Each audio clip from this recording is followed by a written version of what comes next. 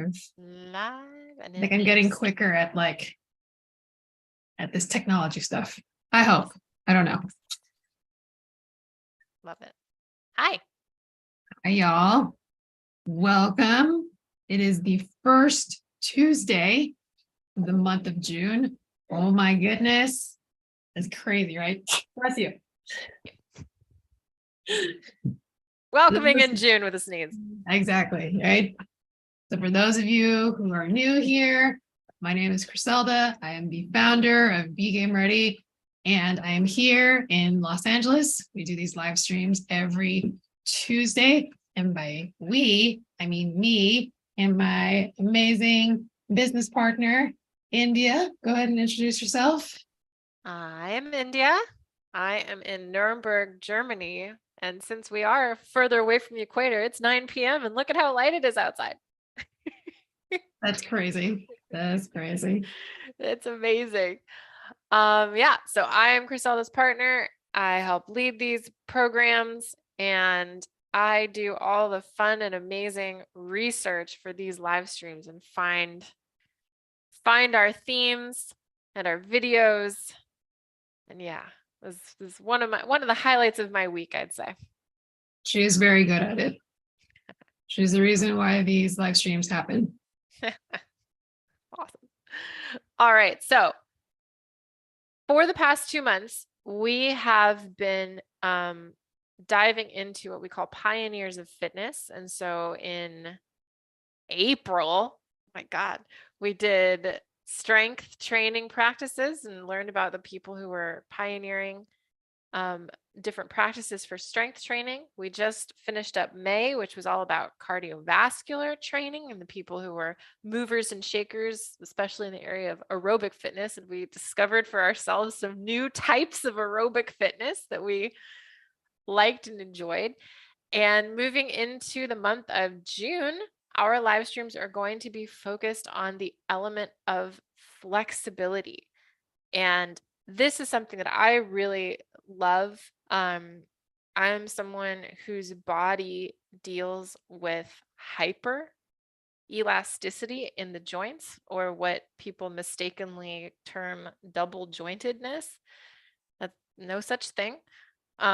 It's hyperelasticity. So my body is like hyper flexible, and many people deal with this. So this is where like you can see that, I have a bowed shape elbow, like the joint moves beyond its range of motion. And flexibility is a really important part of the body's health, especially joint health. And especially for people who are super, super flexible, most of the time it's because something's happening in the joint. So flexibility is a great conversation for people to be having on any spectrum of their body's flexibility. So people who have very little flexibility, all the way to people who are like me, who have hyper flexibility.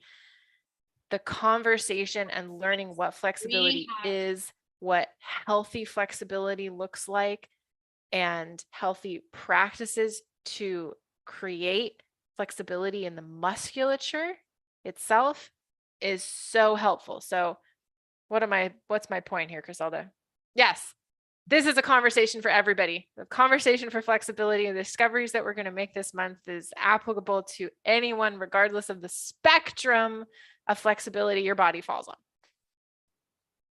That was my point. Yeah. Thanks. So where are we starting? So we're going to start this month off with a dive into Hana somatics. So have you heard of Hana somatics, Griselda? Only from you. Only from me. Wow, that's amazing. So Hana somatics, its full official name is Hana Somatic Education, and it's a neuromuscular re-education technique. So it's reteaching the body how to move, which is important when it comes to flexibility, because it all has to do with patterns of muscular tension. So we come from the world of body work, massage, And neuromuscularly, the body holds tension. And a lot of the time, it's that tension that leads to limitations in the body's range of motion, which is deeply related to flexibility, which has to do with the range of motion of a joint. So Hannah, now some people are familiar with the term somatics because there is an element of psychology that is dealing with somatics. And that has to do, it's the same word, and it is related in some ways, but Hannah somatics is specifically physically related. It's really related to the body and body movements and patterns of movement. So it was founded or developed by Thomas Hanna, and he was born in 1928 in Waco, Texas. You don't often hear Waco. I know, right? But that's a place. It's famous for something, but it also is just a regular place. And he was actually, I didn't know this about him. His early life and career, and especially his education, was mainly focused on theology. He was really interested in religion and philosophy. So he ended up in 1949, he got his PhD in philosophy and divinity. And throughout his career, he was interested in neurology and that sort of connection, right, between the brain, between the body. He was really, really interested in the internal physical functional patterns within the body. And in 1969, he published these ideas that he was creating in this book called Bodies in Revolt, which I just think is such an interesting title. Revolt? Bodies in Revolt. Like the body is revolting. It's like a revolution. And at around that time, he moved to San Francisco, like in the mid-70s, and he was introduced to another person who was also creating a new practice for functional patterning in the body. And this was a guy named Moshe Feldenkrais. So you might be familiar with the Feldenkrais method. So Feldenkrais and Hanna are very much contemporaries, and their ideas were definitely being fed and evolved simultaneously. And he actually, Thomas Hanna, participated in the very first Feldenkrais course ever in the US, which is really cool. So they were definitely coming up together and creating their ideas. And soon after he participated in the Feldenkrais course, he and his wife Eleanor started the Novato Institute for Somatic Research and Training. And they came up and they published a scientific journal called Somatics, a magazine journal of the bodily arts and sciences. I mean, like, it's right up our right in our wheelhouse, because they were really out to have to train people to relate to and think about the body differently, and they really wanted to have a forum, a place for people to come together and really speak about these new discoveries that were being made with regards to body function. And so his philosophy, the somatic philosophy, is he had this idea that it's absolutely possible, especially with aging. So he was really focused on people who were experiencing body function decline as they aged. And he had this idea that it is actually just a story, that the body's inevitable deterioration is inevitable. He was saying, no, the inevitability of it is a story and is not actually how it has to be, which was revolutionary. Yeah. Wow. That's great. Yeah. So he said that it's possible to age, for the body to age without chronic stiffness, without back pain, without chronic pain at all. And he was saying even things that people deal with, like high blood pressure, none of that actually has to happen. It's not inevitable as the body gets older if we maintain a conscious connection between the nerves and the muscles. If we actually continue practices that stimulate and maintain that connection, that connectedness between the nervous system and the muscular system. And that's what Hanna Somatics is all about. It's reestablishing the connection between these two systems. Isn't that cool? Yeah. I mean, That's it's like, like very similar to what we're teaching in our program. I know. I'm telling you, wiser people than us have come before. Just carrying out their work. Yes, that's right. So what his philosophy and his idea was focused around this idea that abilities, physical abilities, are lost due to what he called sensory motor amnesia. So your body's senses just literally forget how to move due to misuse, or not misuse, but not being used. So if it's not being used, and if the body's not practiced and in movement, it literally forgets how to move. And so his practices he developed his practice to have the body remember how to move and develop what he called sensory motor awareness. So to actually have the body be aware of its movement and in control of its movement. And that is the birth of hana-somatic education. So the education is not like sitting down and learning stuff in a book.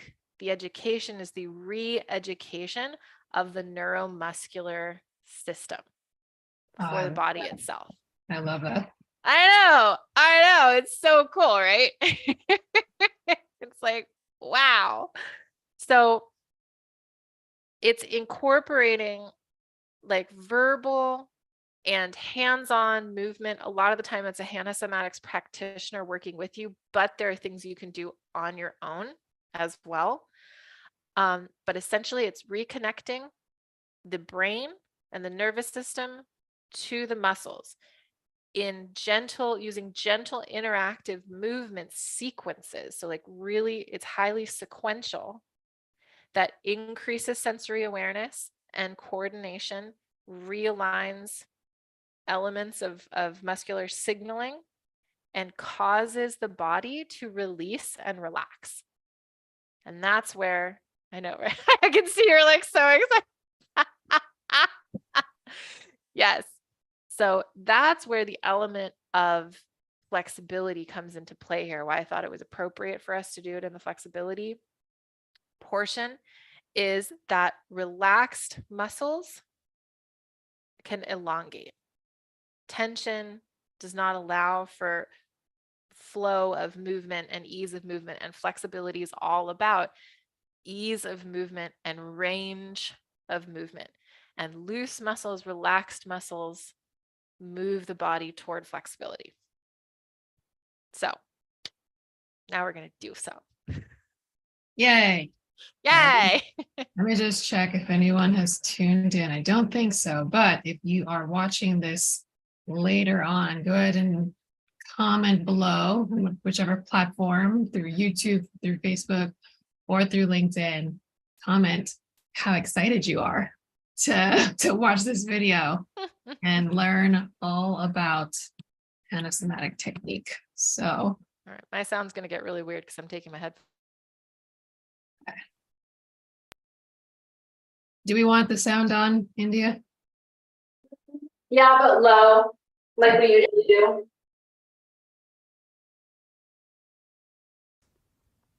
This movement is built on a basic movement called arch and curl, to which we're going to add the movement of the leg.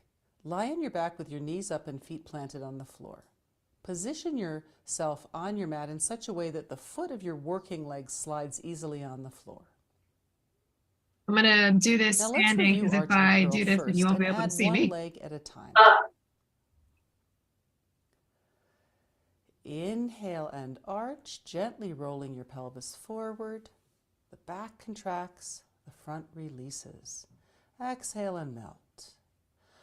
On your next exhale, sink the center, fold the elbows inward and bring one knee up towards the elbows and slowly come down, bring the foot back flat on the floor. Let's do the other side. Inhale and arch, pelvis rolls forward, and exhale and melt. As you exhale, you're contracting the front of the body as the back lengthens. Bring the knee up towards the elbows and melt back. Put the foot back on the floor. Now let's explore the movement of the legs and feet on their own. We'll explore 3 vectors of movement using the feet. Keep the foot flat on the floor and slowly slide it all the way out. Notice how the leg lengthens from the center of the body. And now slowly slide it back to the start point, breathing as you need to. Second vector, slide your leg all the way out towards the outside edge of your foot and notice how your knee tips outward. Slide it back in and notice how your foot scoops inward. Let's do the third vector. Yeah, Slowly internal, slide out, external tipping towards the rotation. inside So edge of your important. foot, and notice how your knee tips inward towards the midline. And as you slide back in, you might even feel this on the outside of your hip. Now let's combine the movement of the knee and the foot to arch and curl. Go ahead and inhale and arch. Pelvis rolls forward. Exhale and melt your back. As you exhale, sink in the center, fold the elbows inward, bring the working knee up and slowly come back down, placing your foot close to your hip and slowly slide the foot all the way out. Let's do that I can vector tell one more that this time. is Inhale really, and arch really and great flex your for toes. muscle awareness Exhale, melt your and back. like On your awareness next of exhale, sink in breathing the as center, well. slide the foot up, bring the knee towards the elbows, curling inward, slow motion release. Bring the foot back to the floor and take your time sliding. If you guys doing this all at the way home, out. feel like you're doing a Let's crunch do the as you second are, vector. and Arch, you'll probably flex notice the that by doing it toes, this exhale and way, melt. you're Now actually slide up towards activating the the outside proper edge of your foot. You can muscles scoop your foot inward. versus Notice how how you your knee may tips typically do a outward. crunch. Take your time, land the foot towards the outside edge of your foot, and slowly melt all the way out. You feel this towards the inside Yeah. of your pelvis. Inhale and arch, flex your toes, and exhale and melt your back. And now slide as you curl up, slide towards the outside edge of your foot. The knee tips outward. Take your time, sliding all the way out. Breathe as you need to. Let your back be relaxed. This is amazing. Let's do the third vector. Inhale and arch, flex your foot. Exhale and melt your back. And now on the exhale, slide up towards the inside edge. You'll feel this towards the outside of your hip as your knee tips inward. And as you slide out, land towards the inside edge of your foot. One last time. Inhale and arch, flex your toes. Exhale, sink your back. On your next exhale, sliding up towards the inside edge, the knee will tip in towards the midline. Go within your comfort range. I love how she's moving all through the way different planes. So this and is let mirroring a everything bicycle go. crunch, right, guys? So Extend the if other you're leg. looking to Notice the difference train between in one bicycle side of your crunches, this is a body really and the good other. warm up. Is there a difference from the center through the pelvis and down into the leg? Oh wow, that was a Repeat this short entire video. sequence. That was real short. Yeah. Like the shortest video you found for us. Yeah. That was awesome. I mean, I That really didn't was go on the awesome. floor. I didn't go on the floor for that, but I was, contracting and tucking in the pelvis, and I'm like sweating just standing. Well, yeah, I'm not sweating at all, but man, the difference that made in the tension around my sacrum, like all the musculature that attaches in that low lumbar spine and into the sacrum, all that musculature in that area is always so tight. And I could feel moving the body through those movements. I could feel that musculature relaxing, like getting a chance to open itself up and release. And you're right, it's an exercise, but most of us are used to just doing the crunch aspect instead of moving the musculature through the entire range of that musculature's range of contraction and expansion. That's what that exercise is doing. It's moving those muscles that we use for the standard crunch movement. It's actually having that entire structure move through its whole range, not just the crunch. And what I'm getting from that, which is so cool, is if you pause just at the crunch, that's what creates that tension, especially in the psoas, because all you're doing in a crunch is continuously contracting the psoas without ever allowing it to release fully, which is what the arch does before you do the crunch. And then the lengthening of the leg and the external rotation stretches and pulls that muscle fully out before it then comes back into the contraction. So I could really tell that it's moving that structure fully, which is amazing. Yeah, for those of you who are like me, I also have like very tight hips. So when my abs and core start to fatigue, then what happens is I start to recruit my hip flexors, which include the psoas. And then a lot of us will feel the tightness and like the cramping of like the hips. That's what's happening because our psoas is in a constant flexed position when we're doing the crunch, but this allows us to, like India said, stretch the psoas and then contract. Yeah. Lessening the probability that your hips are going to start to cramp. Yeah. It's amazing. So heck yeah, I want to do more of that.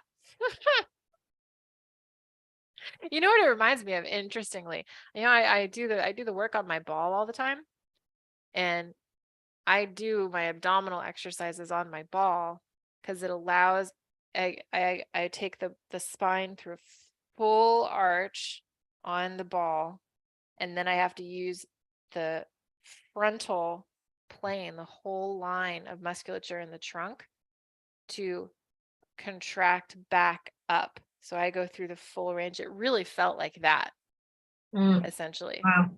Yeah. It just having those structures run through their entire range of motion.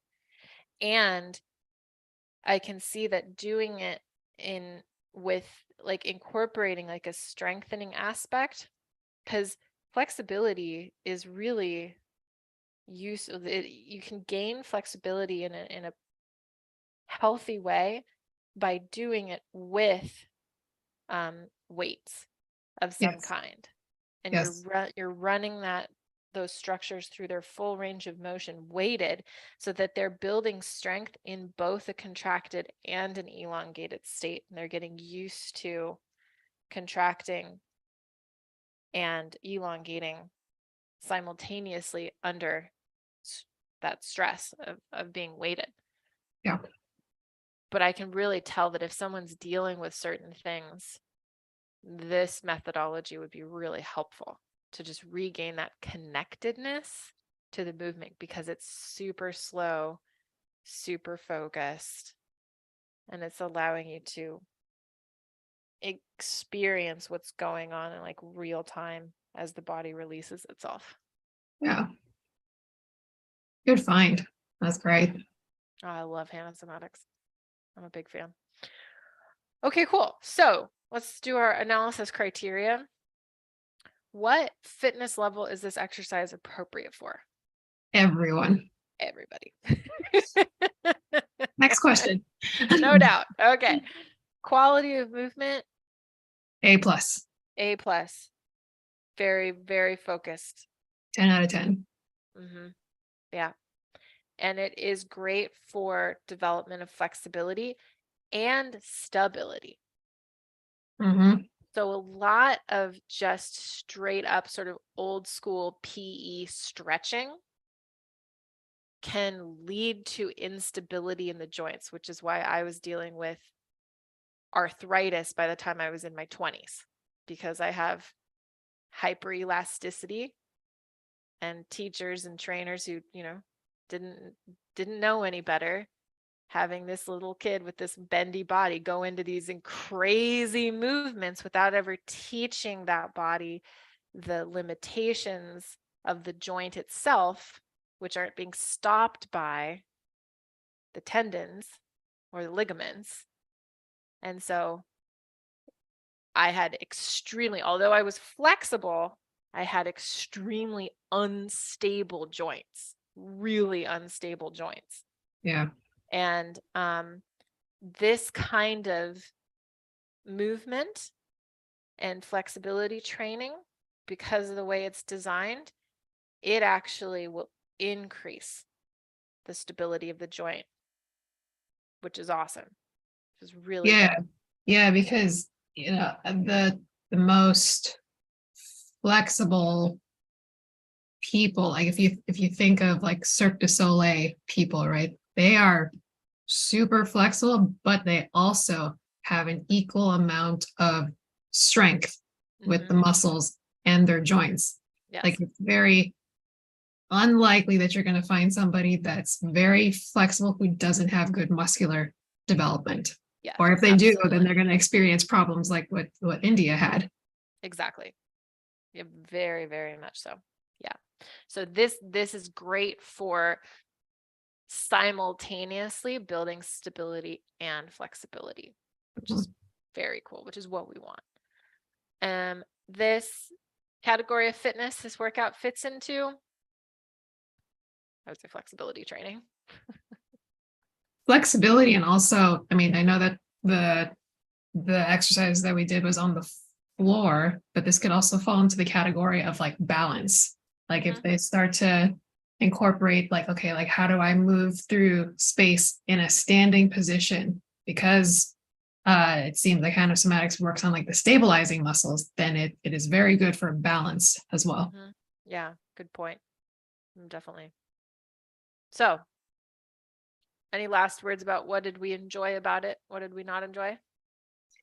I really appreciate the people and the kinds of workouts that really focus on maximizing results with as little effort as possible. And this is one of those workouts. And what's the guy's name? Thomas Hanna. Thomas Hanna. That's what I appreciate about him. It seemed like he was speaking and looking from the body.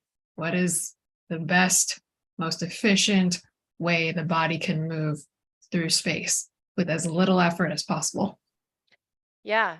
And he was, I've read his book, right? Like I gave you just a small overview of his philosophy, but he was really talking about how, the modern structure, like the modern world that we are living in, is not designed for the body. And so the body adapts to the environments through this amnesia, right? The sensory motor amnesia of like it forgets and it loses those connections. And it's not hard to reestablish them because those connections are made with that degree of subtlety. Like you don't need, it's actually, you can create that amnesia by going big, going hard, because the body as it actually isn't designed to go big, go hard, go intense. It's designed to economize movement and create really strong signaling. And it does that through that level of subtlety that he creates in the movement, the small movement, the focus movement, the gentleness. Like somatics is known for being very gentle because the body itself is gentle and highly sensitive to shifts in its environment. And Yes. we live in a world that's like stressing it out all the time and having it. And so I really appreciate that focus on working with the body as it actually is in its environment of, I love you say it's like minimizing the amount of work, but like that's what the body's designed to do. It's designed to minimize the amount of work it needs to do to accomplish something. And this does that. It's not doing a lot of work. It's subtle, it's gentle, and yet it's highly impactful and effective over time. For our participants in our program, what we just said, this is exactly what we're teaching you in our program. Small changes in an environment over time, Yes. not big, impactful, one-time changes. The body doesn't work that way. Yeah, brilliantly said. So yeah, end of the day, last word, heck yeah, incorporate somatics. It's easy now to find somatics online, like somatics exercises online. And it's very easy to incorporate them into any routine. Like I could totally see the benefit of like waking up in the morning after the body's been in a single like cramped position and having a somatic routine that you take the body through as like the start to the day to get it woken up and connected to itself. Yeah. Yeah. Right on. Right on. All right, what are we doing next week? Let me see. Oh, I love next week. Animal flow. Yes, I've never done this. I'd never heard of it. I'm so stoked to discover animal flow. Yeah. I'm gonna have to try to figure out my my space situation so I can do animal flow with you. Animal flow is a lot of fun in my opinion. Maybe you can do it on your I can do the video and you can like go outside or something, be out in nature and do it. In nature in LA. Yes, we can. There's nature somewhere. Yes. It's not close to me, but yes, there's nature. Awesome. All right. Well, join us next week for that. Check out Hannah Somatics. Criselda's going to post that video and look it up online. HANNA Somatics. Yeah. He didn't do the palindrome thing. Yes. All right. All right, y'all. Thanks for joining us. Link is in the different platforms that you're watching this in, and we will see you next week for Animal Flow. Bye. Bye.